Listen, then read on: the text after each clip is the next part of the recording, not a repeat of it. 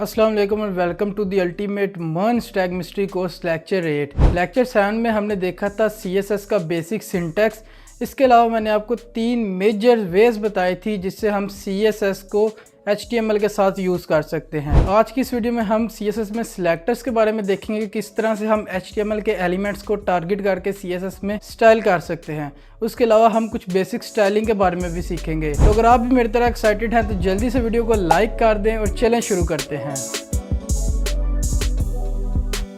अच्छा जी, तो अभी मैं अपने कंप्यूटर की स्क्रीन पर आ चुका हूं और सबसे पहले हम आ गए हैं अपनी readme.md की फ़ाइल में। आज हमने मेनली दो चीज़ों को डिस्कस करना है।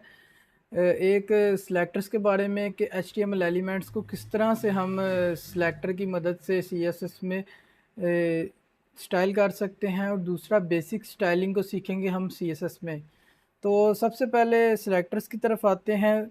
और फर्स्ट वीडियो में जो हमारी लेक्चर 7 की वीडियो थी, फर्स्ट वीडियो CSS की, उसमें मैंने आपको सिलेक्टर्स के बारे में डिटेल में एक्सप्लेन किया। अगर आपने वो वीडियो नहीं देखी तो आप जाकर उसको भी ज़रूर चेक करें। उसमें मैंने 3 मेजर तरीके भी बताए हैं जिनसे हम CSS को अपने HTML के साथ यूज़ कर सकते हैं। उसके अलावा मैंने बेसिक सिंटैक्स भी बताया हुआ है उसमें CSS का, और CSS का इंट्रोडक्शन और डेफिनेशन भी है। तो अगर आपने वो वीडियो नहीं देखी तो ऊपर आई बटन में उसका लिंक आ रहा है, आप उसको जाकर ज़रूर चेक करें।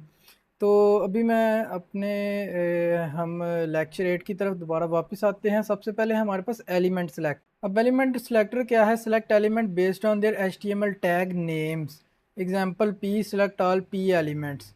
तो एलिमेंट सेलेक्टर का क्या मतलब है? एलिमेंट सेलेक्टर का मतलब है कि HTML के जो हमारे टैग्स के नेम्स होते हैं उनसे हम CSS में उन टैग्स को हम यूज़ करके तो CSS में स्टाइल कर सकते हैं उस पर्टिकुलर एलिमेंट को। तो ये हमारे पास एलिमेंट सेलेक्टर होते हैं। हम इसकी एग्जांपल को देख लेते हैं। तो उसके लिए मैं यहाँ पे एक index.html की फ़ाइल बनाता हूँ और एक style.css की।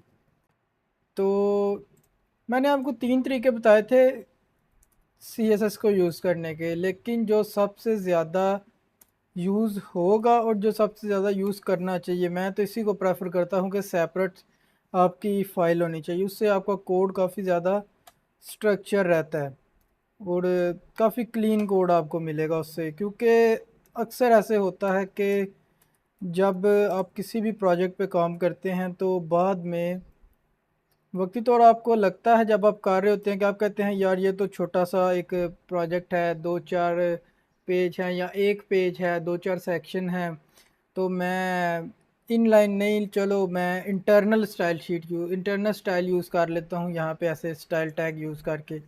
लेकिन उसका इशू क्या होता है कि जब क्लाइंट कहता है कि मैंने अब इस वेबसाइट को, अपने प्रोजेक्ट को एक्सपेंड करना है, तो फिर ना तो मतलब आप थोड़ा सा एक्सपेंड कर देंगे उसका, हो सकता है आप स्टाइल शीट में कर दें या इधर उधर इस तरह से। तो फिर बाद में सारी चीज़ों को जब आप मर्ज करेंगे ना, तो होगा क्या? अगर आपने 2 पेजेस बनाए हैं और 2 पेजेस में आपने यहाँ पे स्टाइल टैग का यूज़ किया है, और एक मैं यहाँ पे एक न्यू पेज बनाता हूँ, ये इसको मैं सेव करता हूँ index2.html।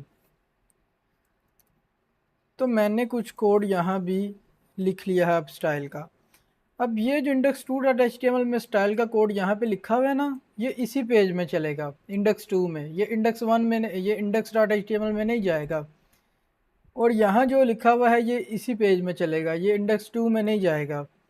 लेकिन जो style.css की फ़ाइल है, ये जैसे मैंने भी यहाँ भी लिंक की हुई है और यहाँ भी लिंक की हुई है, तो ये दोनों में चलेगी।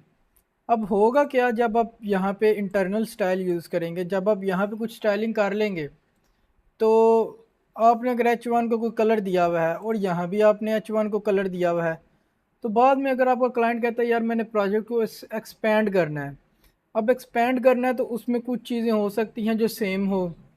जैसे कोई जैसे कि कोई आपके पास कोई गैलरी का सेक्शन हो सकता है जिसको क्लाइंट चाहता है कि 3 पेजेस में यूज़ किया जाए।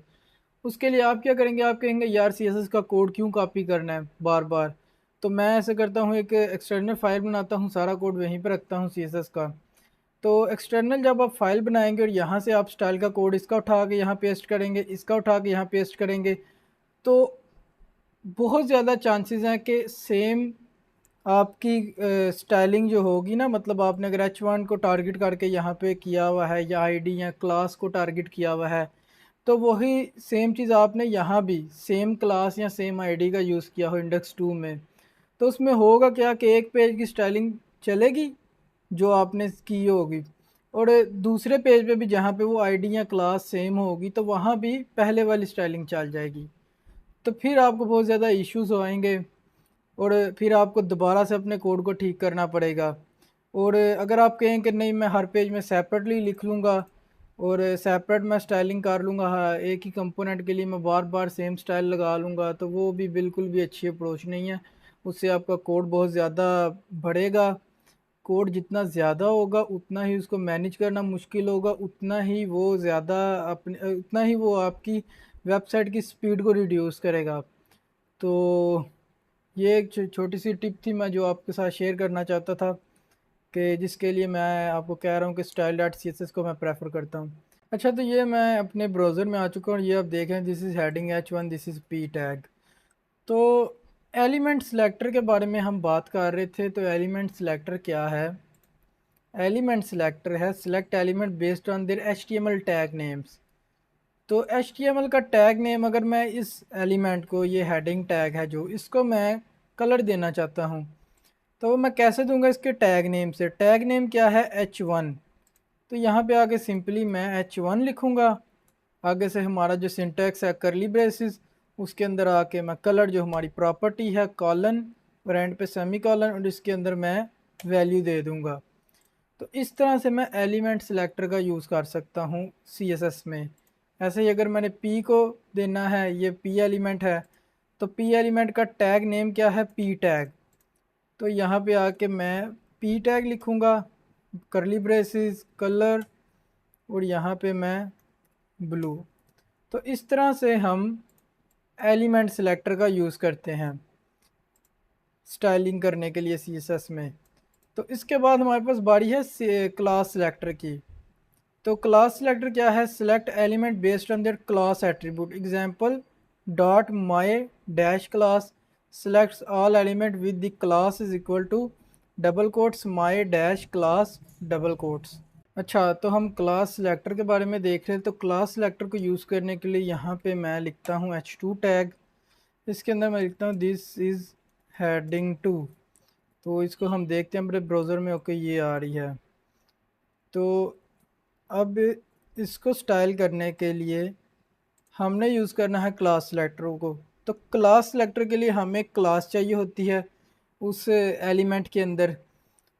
तो क्लास के लिए हम यहाँ पे लिखेंगे क्लास, और इसके अंदर मैं लिख देता हूँ हेडिंग। हेडिंग ये जो मैंने लिखा है ये इस क्लास की इस एलिमेंट की क्लास है।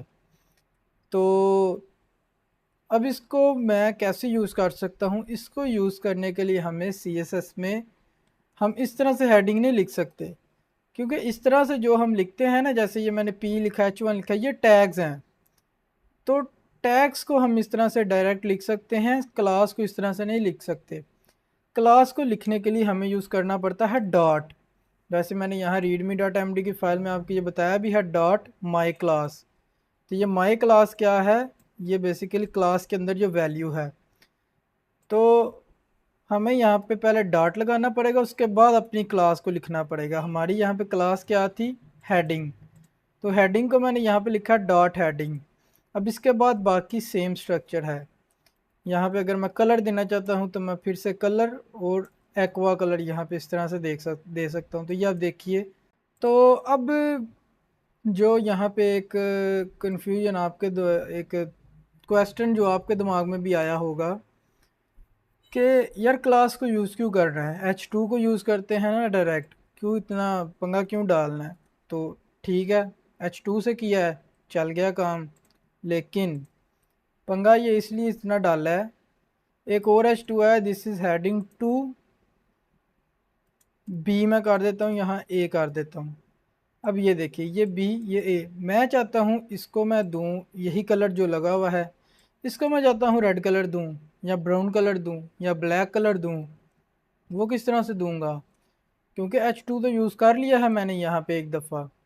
तो उसी के लिए हम यहाँ पे क्लास का यूज़ करते हैं। तो क्लास हम यहाँ पे यूज़ करते हैं हेडिंग टू, और कलर मैं यहाँ पे यूज़ करता हूँ ब्राउन।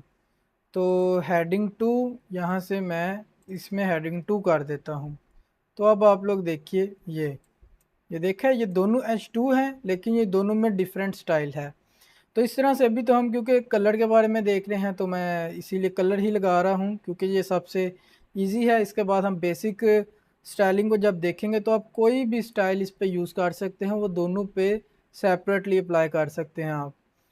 तो इसी तरह अगर मैं यहाँ पे 10H2 भी बना लूँ और सब के मैं इस तरह से H3, H4, ऐसे हेडिंग 5, हेडिंग 6, हेडिंग 7 करूँ ना, तो सबको ये आप देखिएगा ये अभी ऐसे नीचे आ रहे हैं, ये ऐसे। अब अच्छा एक बात, ये स्टाइलिंग क्यों लग रही है इन सब पे? क्योंकि हमने यहाँ पे H2 का यूज़ किया है। H2 का मतलब ये है कि ये सब पे लगा दो। अब आप बोलेंगे ठीक है H2 यूज़ किया सब पे लग गई, लेकिन इस पे नहीं लगी। इस पे इसलिए नहीं लगी क्योंकि हमने यहाँ पे क्लास का यूज़ किया है, और क्लास है नीचे, इससे नीचे है क्लास। CSS में क्या होता है, जो चीज़ सबसे नीचे होती है वो सबसे ज़्यादा चलती है। इसका मतलब अभी क्या है मैं आपको बताता हूँ। अगर मैं हेडिंग टू को दोबारा नीचे लिखूँ और यहाँ पे मैं लिख दूँ इसका कलर ब्लैक, तो अब इन दोनों में से कौन सा चलेगा? ये भी हेडिंग टू है, ये भी हेडिंग टू है, इसका ब्राउन है, इसका ब्लैक है, तो ब्लैक चलेगा। ये आप देखिए, क्योंकि CSS का कंपाइलर जो होता है इसको ऊपर से कंपाइल करना शुरू करता है और नीचे तक आता है।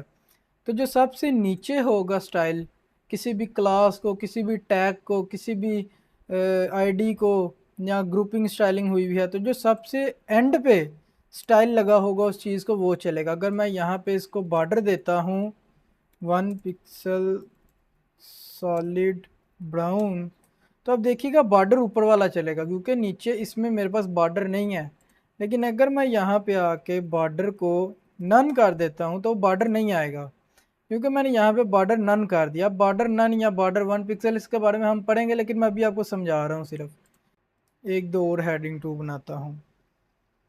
और अब ये देखिए मैंने हेडिंग टू की जो क्लास है 3 जगह पे यूज़ की है। एक इस H2 में, एक इस H2 में, एक इस H2 में, और तीनों पे सेम स्टाइलिंग हो गई है। अब ये किस तरह से होगी है, क्योंकि क्लास जो होती है उसको हम सेम क्लास को मल्टीपल एलिमेंट्स में और एक क्लास एट्रीब्यूट में मल्टीपल क्लासेस भी यूज़ कर सकते हैं। सेम क्लास को मल्टीपल एलिमेंट्स में मीन्स कि ये क्लास मैंने यहाँ यूज़ की हेडिंग टू, यहाँ भी की, यहाँ भी की, और इसमें मैं एक और क्लास भी यूज़ कर सकता हूँ। तो इसका मतलब है ये जो तीन है, ये heading two heading two heading two means के सेम क्लास मल्टीपल एलिमेंट्स में, क्योंकि ये एक एलिमेंट है, ये एक एलिमेंट है, और ये एक एलिमेंट है। तो मैंने एक क्लास को 3 एलिमेंट में यूज़ किया, मतलब मल्टीपल एलिमेंट्स में यूज़ कर लिया। ये तो पॉसिबल है, ये आपको समझ आ गया। इसके बाद मैंने एक क्लास एट्रीब्यूट के अंदर 2 क्लासेस को यूज़ किया। पहली मैंने यूज़ की हेडिंग टू, दूसरी मैंने यूज़ की हेडिंग। ये स्पेस है ना, जिसका मतलब है ये सेपरेट हैं ये दोनों। अगर मैं ऐसे करूं तो ये एक क्लास बन गई है, तो इनके अंदर स्पेस है, तो एक क्लास ये है, एक क्लास ये है इसके अंदर। और अब इसका क्या मतलब है? इसका मतलब ये है कि सेम एलिमेंट में मल्टीपल क्लासेस भी यूज़ हो सकती हैं। तो अभी यहाँ पे मैं मल्टीपल को यूज़ नहीं करूँगा, अभी मेरा काम यहाँ तक है।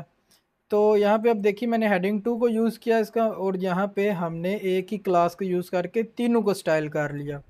तो इससे हमें बार बार डिफरेंट क्लासेस लगा के लिखने की ज़रूरत नहीं है। सेम क्लास को यूज़ करें अगर सेम स्टाइलिंग करनी है। अगर यहाँ पे H3 भी हो, यहाँ पे H4 भी हो, यहाँ भी H3, यहाँ H4, तब इनकी हेडिंग्स तो अपने हिसाब से, जो भी हेडिंग है उस हिसाब से ये फॉन्ट साइज इसका होगा, लेकिन मैं चाहता हूँ कलर सेम हो। तो आप देखिए मैंने सेम कलर दे लिया है। तो ये इस तरह से। अब हमने बात करनी है आईडी के बारे में। तो आईडी है select a single element based on it's unique ID attribute. तो उसके लिए मैं यहाँ पे गेन एक H2 का यूज़ करता हूँ। This is ID H2। अच्छा, इसको कोई मैं स्टाइल ना दूँ तो आप देखिए फिर भी यहाँ पे स्टाइल लगा हुआ है, कलर आ रहा है, क्योंकि यहाँ पे हमारे पास H2 में कलर एक्वा है। तो अब इसको मैं स्टाइल देना चाहता हूँ तो आईडी से देना चाहता हूँ। आईडी सिलेक्टर के बारे में हम पढ़ रहे हैं, तो उसके लिए मैं यहाँ पे क्लास की तरह आईडी यूज़ करूँगा। एंटर प्रेस करूँगा और इसके अंदर आके मैं इसको कोई आईडी दे लूँगा। तो मैं इसको आईडी देता हूँ हेडिंग 2 के नाम से दे लेता हूँ। अब यहाँ पे कोई चेंजेस नहीं हुए, क्यों? क्योंकि अभी हमने इसको CSS में यूज़ तो नहीं किया। अच्छा, एक चीज़ और है कि यहाँ पे भी मैंने हेडिंग 2 दी है, यहाँ पे भी मैंने हेडिंग 2 दी है, तो इससे कोई डिफरेंस, इससे कोई भी फ़र्क नहीं पड़ता। आप दे सकते हैं आईडी और क्लास आप सेम यूज़ कर सकते हैं, लेकिन क्लास को जब आप यूज़ करेंगे यहाँ पे तो आप डॉट से यूज़ करेंगे, और आईडी को जब आप यहाँ CSS में यूज़ करेंगे तो उसको आप हैश से यूज़ करेंगे, हैश हेडिंग। तो यहाँ भी आके मैं कलर में आके कोई भी कलर यहाँ से ये चॉकलेट कलर दे लेता हूँ। तो हैश हेडिंग चल क्यों नहीं रही, हेडिंग 2 है सॉरी हमारे पास। तो ये आप देखिए ये चॉकलेट कलर यहाँ पे लग चुका है। तो इस तरह से हम आईडी का यूज़ करते हैं, आईडी सिलेक्टर का। आप सेम आईडी दे सकते हैं, आप डिफरेंट भी दे सकते हैं ऐसे। अच्छा, तो हमने सबसे पहले एलिमेंट सिलेक्टर को देख लिया, फिर हमने क्लास सिलेक्टर को देख लिया, फिर हमने आईडी सिलेक्टर को देख लिया। अब हम देखेंगे ग्रुपिंग सिलेक्टर को। ग्रुपिंग सिलेक्टर क्या है? allows multiple selectors to share the same style. Example h1, h2, h3. Select all h1, h2 and h3 element. इसका क्या मतलब है? इसका मतलब ये है कि मैं चाहता हूँ h1 को, h2 को, h3 को सेम स्टाइल लगाऊं। क्या मैं करूँगा? H1 पे आऊँगा कलर रेड, H2 पे आऊँगा कलर रेड, और यहाँ पे H3, H4, H3 पे आऊँगा कलर रेड, H4 पे आऊँगा कलर रेड। तो यहाँ पे आप देखिए यार, मैं चाहता हूँ H3, H4, H2, H1 सबको सेम स्टाइल आए। मैंने सबको सेपरेटली लगा दिया है। यहाँ आता हूँ तो लग भी गया है, अब ठीक है। लेकिन यार ये अभी तो चलो कलर है, हो गया काम। अगर जैसे कि मैंने आपको लेक्चर 7 में कोई वो 10-11 प्रॉपर्टीज़ यूज़ करके दिखाई थी, तो वो तो यार बहुत लंबा लंबा कोड नहीं हो जाएगा कि आप 10-10 प्रॉपर्टीज़ यहाँ, 10 यहाँ, 10 यहाँ, 10 यहाँ? कोई मीनिंग नहीं है इसका, तो ज़रूरत नहीं है इसकी। इसके लिए हम इन सब को यहाँ से ख़त्म करेंगे और क्या करेंगे, अभी हम आते हैं तो ये सारा ब्लैक हो गया। क्या करेंगे इसके लिए? हमारे पास है ग्रुपिंग सिलेक्टर। ग्रुपिंग सिलेक्टर को यूज़ करने के लिए H1, H2, H3, फिर से कॉमा और H4, क्योंकि मैं H1, 2, 3, 4 को चाहता हूँ स्टाइल करना सेम। बाकी सेम सिंटैक्स है, बिल्कुल सेम। कलर रेड, और ये देखिए एक लाइन में काम हो गया, जो पहले हम 4 लाइन में कर रहे थे। तो देखिए कितना इजी है। इसी तरह अगर मैं यहाँ पे क्लासेस का यूज़ कर रहा हूँ, मेरी क्लास है हेडिंग, हेडिंग 2, हेडिंग 2, हेडिंग 2, इसको मैं यहाँ पे हेडिंग 3, हेडिंग 4, इसको मैं हेडिंग 1 कर लेता हूँ, और यहाँ पे मैं आता हूँ, इसको बंद करता हूँ, और मैं अपनी क्लासेस को यूज़ करके ये काम करना चाहता हूँ। Heading 1 dot heading 2 comma dot heading 3 comma dot heading 4। क्या मैंने यहाँ पे किया? हेडिंग 1, ये हेडिंग 1 इसकी क्लास दी है यहाँ पे। हेडिंग 2 जो H2 है, हेडिंग 2 इसकी क्लास है, ये मैंने यहाँ पे दी है। दोबारा से डॉट यूज़ करना है, ये नहीं कि डॉट अगर यूज़ नहीं करेंगे तो वो इस तरह आएगा। तो ये आप देख रहे हैं इसका कलर भी चेंज है, तो ये एरर है। तो ये हेडिंग 2 आ गई, ये हेडिंग 3 कामा डाल के डॉट हेडिंग 3, फिर से हेडिंग 4 कामा डाल के डॉट हेडिंग 4, और ये देखिए बिल्कुल ब्लैंक है। कलर दे के मैं यहाँ पे ब्लू करता हूँ तो ये हेडिंग 2, ये जितने भी हेडिंग 1, हेडिंग 2, हेडिंग 3, हेडिंग 4 जो इनमें हैं, इन सब को स्टाइल लग चुका है। अब मैं चाहता हूँ ये आईडी हेडिंग है, मैं इसको भी स्टाइल करूँ। तो मैं सिंपली यहाँ से ये हेडिंग आईडी है मेरी, मैं इसको कॉपी किया, यहाँ आया कामा डाला, हैश हेडिंग, हेडिंग ही है, हाँ हेडिंग। तो ये इसको भी स्टाइल लग चुका है।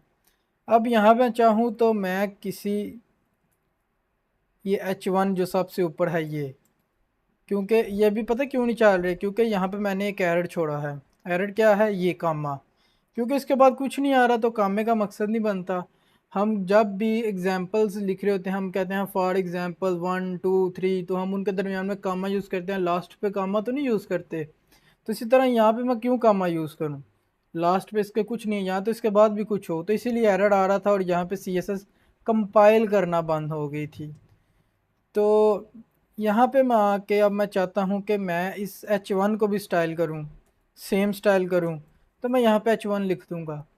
तो आप देख रहे हैं कितना सिंपल है, और बिल्कुल भी ऐसे नहीं है कि अगर हेडिंग टैग्स को या मतलब एलिमेंट्स को यूज़ कर रहे हैं, टैग नेम को यूज़ कर रहे हैं सिलेक्टर के तौर पे, तो है ऐसे ये टैग नेम ही यूज़ कर सकते हैं ग्रुपिंग में, या क्लास यूज़ कर रहे हैं तो क्लास ही यूज़ कर सकते हैं, या आईडी यूज़ कर रहे हैं तो आईडी नहीं। आप एलिमेंट सिलेक्टर भी यूज़ कर सकते हैं, आप जो आईडी सिलेक्टर है उसको भी यूज़ कर सकते हैं, आप क्लास सिलेक्टर को यूज़ कर सकते हैं, मल्टीपल चीज़ों का आप एक ग्रुप बना सकते हैं, इसमें कोई इशू नहीं है। आप हेडिंग के साथ उसको क्लास को रखें, क्लास के साथ टैग नेम को रखें, इसको यहाँ रखें, इसको वहाँ रखें, कोई भी इशू नहीं आएगा। अब इसके बाद जो हमारी बारी है वो है अप्लाइंग बेसिक स्टाइल। तो बेसिक स्टाइल में क्या है, चेंजिंग टेक्स्ट कलर और चेंजिंग बैकग्राउंड कलर, भी मैंने थोड़ा सा ही आपके लिए लिखा है। इसके बाद है हमारे पास changing font size and style, और इसके बाद हाँ अभी मैंने इतना ही लिखा है। तो चेंजिंग टेक्स्ट कलर के साथ बारे में सबसे पहले देखेंगे।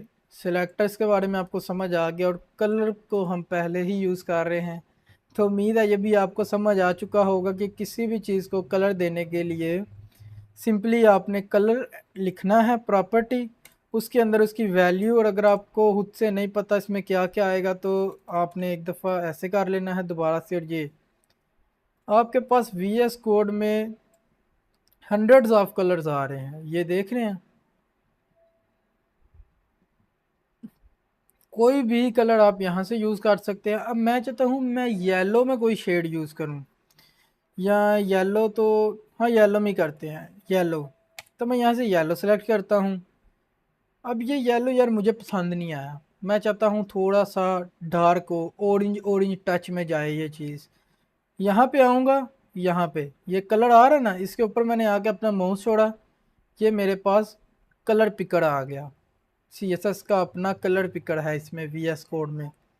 यहाँ से आके सिंपली मैं जहाँ भी क्लिक करूँगा, अभी ये देख रहे हैं ये बिल्कुल ऊपर ना, ये जहाँ पे मेरा माउस है, आपको शायद नज़र ना आ रहा हो, अभी मैं इसको जूम भी नहीं कर सकता, ये जूम भी नहीं होगा। तो ये बिल्कुल ऊपर बिल्कुल कोने में ये मैंने अभी पकड़ लिया ये पिकर, इसको मैं जहाँ लेके जाता जाऊँगा ये ऊपर आप देख रहे हैं RGP लिख के आ रहा है, ये ऊपर ये RGP आ रहा है, इसमें कलर का कोड आ रहा है। तो इस पिकर को मैं जहाँ भी जाके छोड़ूंगा वो कलर हो जाएगा। ये भी आप देखें ये कलर क्या हो गया, ये यहाँ से देखें। तो यहाँ से जाके सिंपली मैं इसको पकड़ूंगा, इसको लेके जाऊंगा यहाँ पे वापस, और मैं चाहता हूँ थोड़ा ऑरेंज टच आए। तो ये जो राइट साइड पे है ये हमारा कलर है, इनमें हमारे सारे कलर्स आ रहे हैं, कलर्स के शेड आ रहे हैं। तो यहाँ से मैं इसको ले जाता हूँ ये ऑरेंज टच में, ये ऑरेंज आने लग पड़ा है हमारे पास यहाँ पे, तो ये अभी ऑरेंज आ गया है। ये आप देखिए ये ऑरेंज ऑरेंज टच में आ रहा है। अब मैं चाहता हूँ इसकी ना थोड़ी सी, अभी ये बिल्कुल या आपको इस तरह नहीं समझ आएगा, वो मैं उसके लिए कोई और कलर यूज़ करता हूँ। तो यहाँ पे मैं कलर यूज़ करता हूँ डार्क कलर, कोई डार्क ब्लू आ गया। तो ये डार्क ब्लू आ गया। अब मैं चाहता हूँ ये थोड़ा सा ना लाइट नज़र आए, लाइट मतलब कि कलर मेरा लाइट ना हो, इसके पीछे का जो बैकग्राउंड है मुझे वो नज़र आए। वो कैसे नज़र आएगा, फिर मैं यहाँ पे जाऊँगा और ये हमारे पास एक ऑप्शन आ रहा है, तो इसमें ना कलर की ओपेसिटी कम हो रही है। तो ओपेसिटी के बारे में हम आने वाली वीडियोस में डिटेल्स में देखेंगे, लेकिन अभी के लिए आप इतना समझ सकते हैं कि ये ट्रांसपेरेंट करने का काम कर रहा है। इसको मैं जितना नीचे लेके आता जाऊंगा ये मेरा कलर उतना ट्रांसपेरेंट होता जाएगा। ट्रांसपेरेंट से आप इजीली इसको समझ रहे हैं कि ट्रांसपेरेंट होगा उसके पीछे की चीज़ जो भी होगी वो नज़र आएगी। तो इसको मैं जितना ट्रांसपेरेंट करता जाऊंगा कलर मेरा उतना यहाँ पे ये डल हो गया है। तो बेसिकली ये ट्रांसपेरेंट हो रहा है क्योंकि इसके पीछे कोई चीज़ नहीं है, इसलिए आपको ये नज़र नहीं आ रहा। अगर मैं यहाँ पे बैकग्राउंड कलर का यूज़ करूँ ब्राउन, तो ये आप देख रहे हैं। तो अगर कोई इमेज वगैरह होगी ना इसके पीछे तो वो आपको बिल्कुल इसमें से नज़र आएगी। तो इस तरह से हम यहाँ पे इसकी पेस्ट्री को कम या ज़्यादा कर सकते हैं सिंपली। तो उसके बाद है changing background colour. Use the background colour property to change the background colour. Example background colour light blue, set the background colour to light blue. अब बैकग्राउंड कलर को हम किस तरह यूज़ कर सकते हैं, उसके लिए हमारे पास ये प्रॉपर्टी है इस तरह से। VS कोड को यूज़ करने का जो हमारे पास बेनिफिट है वो यही है कि हम जस्ट यहाँ पे BAC लिखा, ये आ गया मेरे पास बैकग्राउंड कलर। अब आपको खुद से याद रखने की इसको ज़रूरत नहीं है। अब सिंपली मतलब आप सोचें ना कि आप चाहते हैं कि इसके पीछे भी एक कलर आए, ये इसके पीछे इस तरह से, जैसे ये भी ब्लू हो गया है, इस तरह से इसके पीछे ब्लैक हो जाए। तो ये क्या है, ये ब्लू, ये इसका बैकग्राउंड है ना। तो बैकग्राउंड के लिए सिंपली मैं यहाँ आके BAC लिखूँगा, बैकग्राउंड कलर सबसे ऊपर आ गया। तो बिल मतलब इसको याद रखने की ज़रूरत नहीं है, इजीली आपको मिल जाएगा। और आप थोड़ा सा इसको यूज़ भी करेंगे तो आपकी चीज़ें याद हो जाएंगी। बैकग्राउंड कलर पे प्रेस किया और यहाँ से मैं कोई भी बैकग्राउंड कलर इसको लगा सकता हूँ। जब देखे बैकग्राउंड कलर लग गया है। फुल क्यों आ रहा है इसके पीछे, क्योंकि ये ब्लॉक लेवल एलिमेंट्स हैं, हम इसके बारे में पढ़ चुके हैं। तो अगर आपने वो वीडियो नहीं देखी, आपको इसका नहीं पता ब्लॉक लेवल एलिमेंट या इनलाइन एलिमेंट क्या हैं, तो वो हमने HTML के लेक्चर्स में कवर किया हुआ है, आप उस वीडियो को भी जाके देख सकते हैं। मैं डिस्क्रिप्शन में भी उसका लिंक को ऐड कर दूंगा, तो आप डिस्क्रिप्शन से उस वीडियो को फाइंड करके उसको देख सकते हैं। तो अब हमने यहाँ पे देखना है अपने फ़ॉन्ट साइज़ और स्टाइल को। तो फ़ॉन्ट साइज़ के लिए हमारे पास जो यहाँ पे प्रॉपर्टी होती है वो होती है फ़ॉन्ट डैश साइज़। अभी मैं आपको दिखाता हूँ। अभी आप देखें इन सब के फ़ॉन्ट साइज़ डिफरेंट है ना। ये एक सेपरेट हेडिंग है, ये सेपरेट है, ये सेपरेट है, ये सेपरेट है। मैं चाहता हूँ सेम फ़ॉन्ट साइज़ आए, तो मैं यहीं पे यूज़ कर लूँगा। मैं चाहता हूँ 40 पिक्सल, ये 40 पिक्सल। तो ये आप देखिए इन सब का फ़ॉन्ट साइज़ सेम हो गया है। जब भी मैं 100 पे जाता हूँ, ये देखिए सबका फ़ॉन्ट साइज़ सेम हो गया है, क्योंकि हम ग्रुपिंग का यूज़ कर रहे हैं इसलिए। अगर मैं इसको यहाँ से बंद करता हूँ तो आप देखिए सबका जो HTML में फ़ॉन्ट साइज़ होता है वो आ गया है। तो फ़ॉन्ट साइज़ को देने के लिए हमें वैल्यू में लिखनी पड़ती है जो भी हम देना चाहते हैं। जैसे मैं 30 देना चाहता हूँ, उसके बाद हमें यूज़ करना पड़ता है pixel, PX। PX stand for pixel. Pixel basically किस तरह से काम करता है, ये जो स्क्रीन होती है हमारी, इसको पिक्सल में मेजर किया जाता है। जैसे कि अभी ये स्क्रीन लेट्स सपोज 1500 पिक्सल है जो मैं स्क्रीन यूज़ कर रहा हूँ। ये एक 15 इंच स्क्रीन है, तो इसको मैं कह सकता हूँ कि ये 1500 पिक्सल है। तो 1500 समथिंग पिक्सल में ये आएगी ऑलमोस्ट। तो इस तरह से हमें फ़ॉन्ट साइज़ यूज़ करने के लिए पिक्सल में वैल्यू देनी पड़ती है। अब इसके बाद हमारे पास है फ़ॉन्ट स्टाइल। तो फ़ॉन्ट स्टाइल में हम यहाँ पे फ़ॉन्ट फैमिली का यूज़ करेंगे। अब फ़ॉन्ट फैमिली क्या है उसको देखने के लिए हमें इन चीज़ों को, ये बैकग्राउंड कलर को बंद करना पड़ेगा, क्योंकि ये अभी थोड़ा सा वो पीछे से, क्योंकि बैकग्राउंड कलर आ रहा था तो आपको एग्जैक्टली नज़र नहीं था ना सही से। तो ये अभी आप देखिए इसका ये आप देख रहे हैं ये टी किस तरह से लिखा हुआ है, ये एच। और अगर मैं यहाँ पे जाके आपको दिखाऊं फॉन्ट फैमिली, या मैं गूगल फॉन्ट गूगल फॉन्ट्स पे आता हूँ, तो यहाँ से मैं आपको बताता हूँ फॉन्ट फैमिली किसको कहते हैं। अब आप ये देखें ये सारे, ये सारी फ़ॉन्ट फैमिलीज़ हैं, ये आप देख रहे हैं यार। ये इसके टेक्स्ट को देखिए, ये किस तरह से लिखा हुआ है। अब ये देखिए, ये गेमिंग वगैरह में यूज़ होगा या एनएफटी की वेबसाइट में इस तरह का टेक्स्ट यूज़ होता है। इसके अलावा ये तो चलें कुछ चाइनीज़ आ गए हैं। इसके अलावा आप ये यहाँ पे देखिए, इसके टेक्स्ट को देखिए। इसमें आप जी देखिए किस तरह से है राइट का, इसमें जी देखिए किस तरह से है। इसमें आप ई देखिए किस तरह से है, इसमें ई देखिए, मतलब माइनर माइनर सा डिफरेंस है। ये ई देखिए, ये ई देखिए।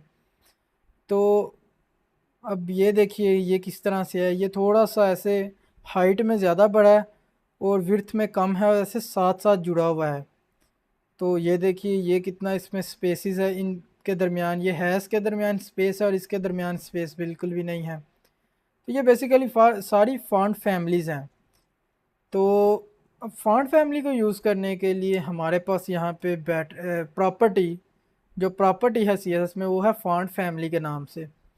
फॉन्ट फैमिली पे क्लिक करूँगा और ये कुछ हमारे पास प्रॉपर्टी वीएस कोड हमें देता है सीएसएस में, जो कि ये है। ये बेसिकली सीएसएस में हमें अवेलेबल है। इनके अलावा हम कोई प्रॉपर्टी यूज़ करना चाहते हैं तो उसके बारे में भी हम अभी देखते हैं। तो इनमें से अगर मैं यहाँ पे क्लिक करता हूँ तो ये मेरे, ये देखिए ये टेक्स्ट का स्टाइल चेंज हो गया है। मैं दोबारा दिखाता हूँ, ये देखिए ये पहले क्या था और अब ये देखिए ये अब क्या लग रहा है। यहाँ पे हमारे पास बहुत सारी हैं और भी 6-7 एटलीस्ट हैं। ये मोनोस्कोप को अगर मैं यूज़ करता हूँ तो ये इस तरह से है। अगर मैं यहाँ पे वर्दाना गैनवा तो ये इस तरह से है। इसके अलावा कोई फैंटेसी नाम से भी होती है हमारे पास, तो ये इस तरह से है। तो अब ये तो हो गया इसका फॉन्ट फैमिली। अब मैं चाहता हूँ यार, मैंने गूगल फॉन्ट्स पे जाके एक फैमिली देखी है, लेट्स सपोज ये वाली, मुझे ये पसंद आई है, मैं इसको यूज़ करना चाहता हूँ।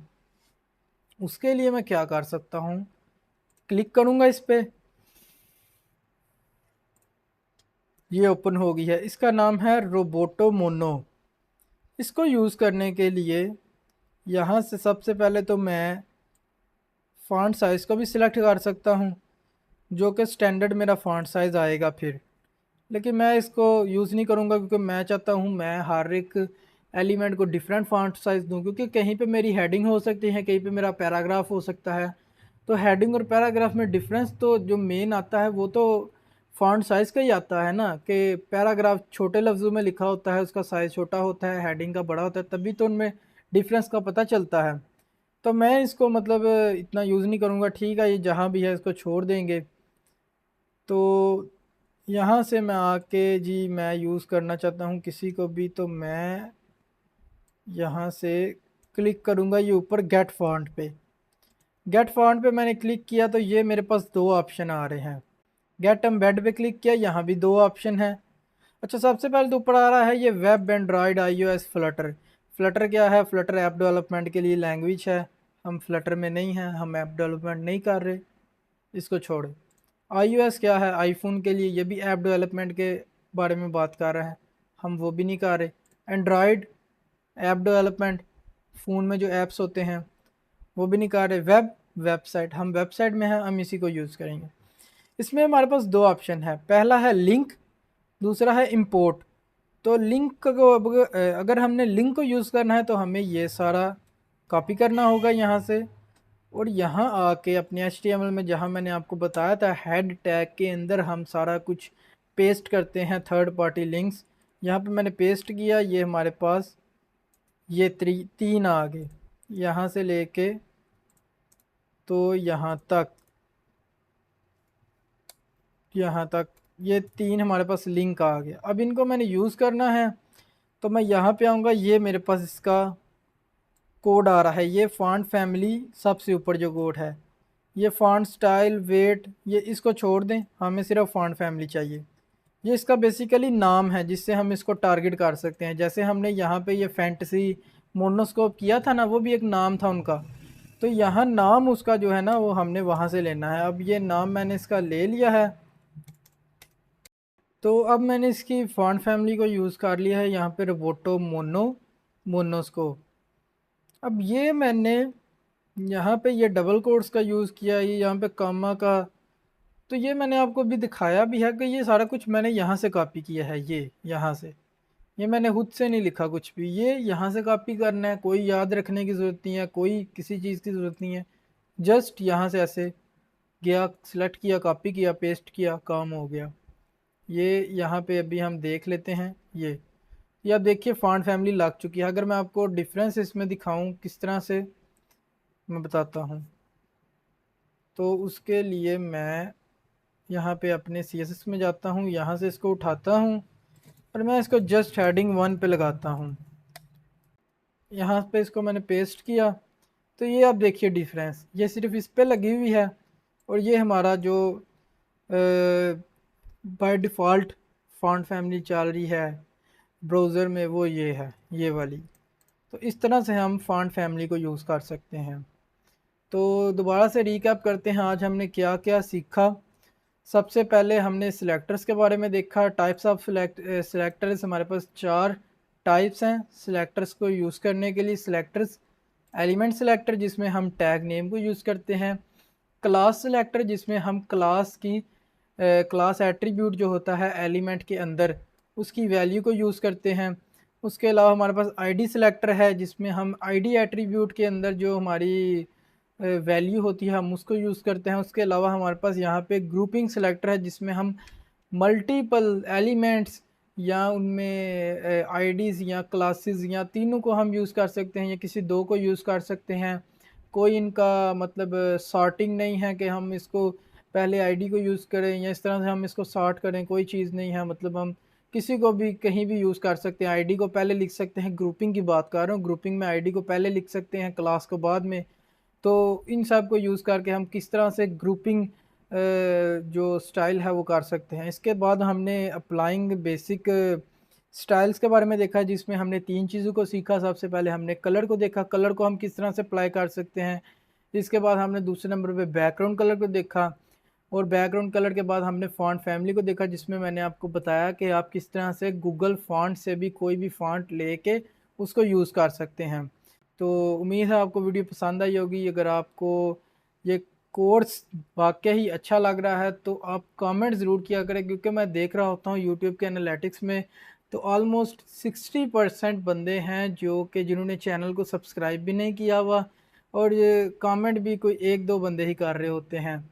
तो आप कमेंट भी ज़रूर किया करें। आप जब कमेंट करते हैं तो मुझे बहुत अच्छा लगता है, क्योंकि मैं यहाँ पे जो ये कोर्स बना रहा हूँ ये आपके लिए ही बना रहा हूँ और फ्री ऑफ कॉस्ट आपको ये कोर्स प्रोवाइड कर रहा हूँ। तो आप कमेंट ज़रूर किया करें और मुझे बताया करें कि आपको ये कोर्स कैसा लग रहा है, क्या क्या आपको बेनिफिट मिल रहे हैं इस कोर्स से, ताकि मुझे भी वो देख के खुशी मिलती है और मेरा भी फिर दिल करता है कि मैं आपके लिए और ज़्यादा से ज़्यादा मेहनत करके ज़्यादा से ज़्यादा अच्छा कंटेंट लेकर आऊँ। तो अगर आपको वीडियो अच्छी लगी है तो वीडियो को भी लाइक कर दें और कमेंट करें। तो मिलते हैं आपके साथ नेक्स्ट वीडियो में, तब तक के लिए अल्लाह हाफ़िज़।